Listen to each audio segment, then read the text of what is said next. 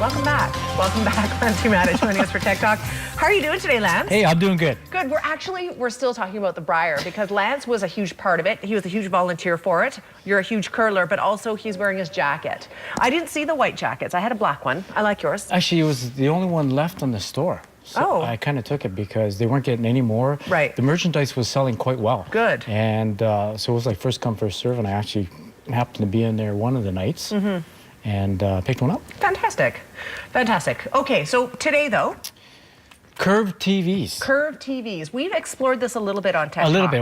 It was like, okay, we're going to talk about curved TVs, but we didn't know what totally was all about. I didn't know what it was totally all about, but I have a good sense now of what's coming on from Samsung. It's going to be coming. We are going to have one in the store, which is great because I'm just tickled pink to see what that looks like. Well, tell me this. Why would you want a curved TV? What does that do? It's like this, but the ends curve out. Yeah, so Samsung is all about the cosmetics. They've always been like that. So they've always wanted the women in play to make sure that they get the okay to buy the TV, which is a huge point. The other thing is a curved TV is just like going to the IMAX theater. So you want to immerse yourself in a cinematic visual experience.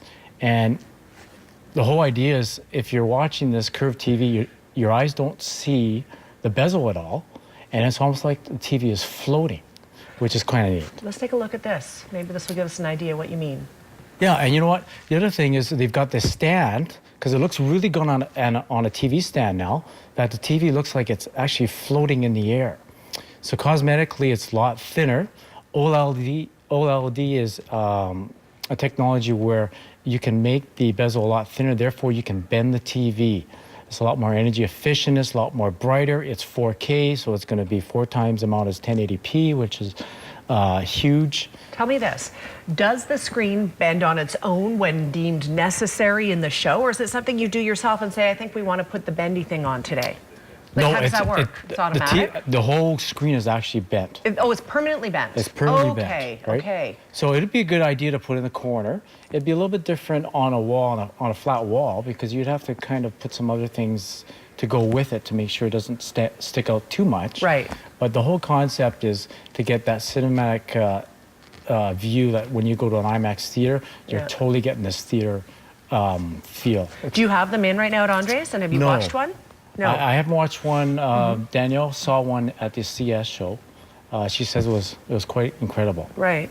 You want to be a little bit further away from these TVs so you get that feel of a phenomenal 2D and 3D image. You can watch 2D and 3D on glasses, and you can get best of both worlds that way. Picture is exceptional. There's no response time issue.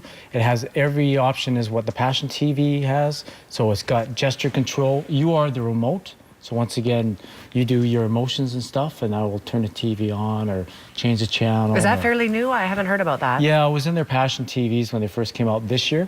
So they just added that to the equation. The Evolution box is a kind of neat feature. So if Samsung comes out with any other new technology TVs, you just upload the software, the update, and that TV becomes all the features of the newest and greatest coming up. All right. So in your experience, Lance, do you think this is going to be a big seller? Like, do you think this is going to be, like, will these be outdated in 5 years, or do you think this is going to take longer to sort of take over the market? I think it's going to take a bit to take over the market, because OLED was out in Sony about 15 years ago. I saw it at the Kelowna Sony store, and it was a 22-inch, and it was like $5,000. And then it kind of just, the topic kind of went away, and now it's kind of back on the forefront because Samsung's using it as their selling feature on their TVs, and Sony's come on board. Panasonic's going to be doing a huge thing in a couple weeks, which I'm going to find out, and we'll do a big segment on that. But you're going to see this OLED come to the forefront,